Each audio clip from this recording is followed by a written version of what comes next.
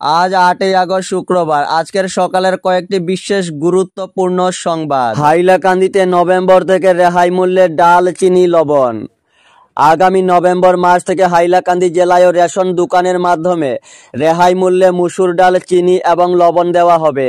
প্রতি মাসের 1 থেকে 10 তারিখ অন্ন সেবার দিনগুলিতে বিনামূল্যে চাল বিতরণের সময় কার্ডধারীদেরকে এই রেহাই মূল্যের সামগ্রীগুলি দেওয়া হবে। রেশন দোকানের মাধ্যমে এই সামগ্রীগুলি বিতরণ সম্পর্কে সচেতনতা বাড়াতে বৃহস্পতিবার অর্থাৎ গতকাল হাইলাকান্দিতে আয়োজিত এক সভায় এই তথ্য জানিয়েছেন রাজ্যের মন্ত্রী কৌশিক রায়। তিনি জানান, রাজ্যের 10টি জেলায় 14,321টি রেশন দোকানের মাধ্যমে আগামী অক্টোবর মাসের 1 তারিখ থেকে রেহাই মূল্যের এই সামগ্রী বিতরণ করা হবে।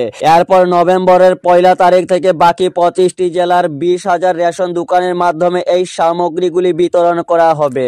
রেহাই মূল্যে 1 কেজি মুসুর ডালের মূল্য 69 টাকা, 1 কেজি চিনির মূল্য 38 টাকা এবং 1 কেজি লবণের মূল্য 10 টাকা। প্রতিটি সামগ্রীর জন্য পৃথকভাবে একবার করে আঙ্গুলের ছাপ দিয়ে ই-পসের মাধ্যমে সামগ্রী গ্রহণ করতে হবে বলে জানানো হয়েছে।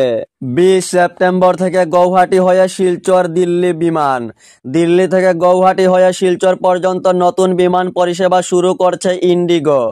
আগামী 20 সেপ্টেম্বর থেকে এই পরিষেবা শুরু হবে। গতকাল মুখ্যমন্ত্রী তৎপরতার কথা উল্লেখ করে সামাজিক মাধ্যমে এই সুখবর জানিয়েছেন মন্ত্রী কৌশিক রায়। এই নতুন পরিষেবার অঙ্গ হিসাবে সকাল 4:45 নতুন দিল্লি থেকে রওনা দেবে ইন্ডিগোর বিমান। এরপর গৌহাটি এসে পৌঁছবে সকাল 7:40।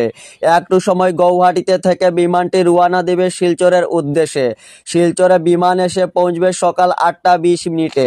এরপর 1 ঘন্টা পরে বিমানটি পুনরায় 9:20 দিল্লির উদ্দেশ্যে রওনা হবে। গৌহাটি পৌঁছবে সকাল 10:40 এবং এরপর নতুন দিল্লি গিয়ে পৌঁছবে দুপুর 1:20। শুধু গোর্খা রাজবংশীর বিদেশি মামলা প্রত্যাহারে ক্যাবিনেট সিদ্ধান্ত। সিএএর অধীনে বাকি মামলাগুলির নিষ্পত্তি। এদিকে আন্দোলনের হুমকি দিয়ে আসছে আসু। কংগ্রেস অভিযোগ করেছে রাজ্যের বিজেপি সরকার অসমীয়া জাতীয় খিলঞ্জিয়ার অস্তিত্ব ধ্বংস করতে চাইছে। কারণ রাজ্য সরকার বিদেশি ট্রাইব্যুনালে হিন্দু সহ 6টি অমুসলিম সম্প্রদায়ের মানুষের বিরুদ্ধে যে বিদেশি মামলা চলছে সেগুলো তুলে নেওয়ার জন্য প্রতিটি জেলার প্রশাসন ও পুলিশকে নির্দেশ দিয়েছে। এই প্রেক্ষাপটে মুখ্যমন্ত্রী ডক্টর হিমন্ত বিশ্ব শর্মা গতকাল রাতে জানিয়েছেন, শুধু গোর্খা ও কোচ রাজবংশী সম্প্রদায়ের মানুষের বিরুদ্ধে যেসব ভোটার ও বিদেশি মামলা রয়েছে সেগুলো তুলে নেওয়ার ব্যাপারে মন্ত্রিসভা সিদ্ধান্ত নিয়েছে।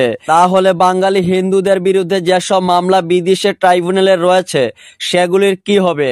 এদিন ক্যাবিনেট বৈঠকের পর সাংবাদিক সম্মেলনে মুখ্যমন্ত্রী বলেছেন, সিএএ কার্যকর হয়েছে সারা দেশেই। ফলে এই সংশোধিত আইনের আধারেই এ ধরনের মামলা বিচার হবে। অর্থাৎ 2014 সালের 31 ডিসেম্বরের আগে যারা ভারতে এসেছে তাদের নাগরিকত্বের আবেদন সিএএর অধীনেই বিবেচনা করা হবে। সিএএ যেহেতু একটি কেন্দ্রীয় আইন, ফলে এ ব্যাপারে রাজ্য সরকারের করণীয় কিছু নেই।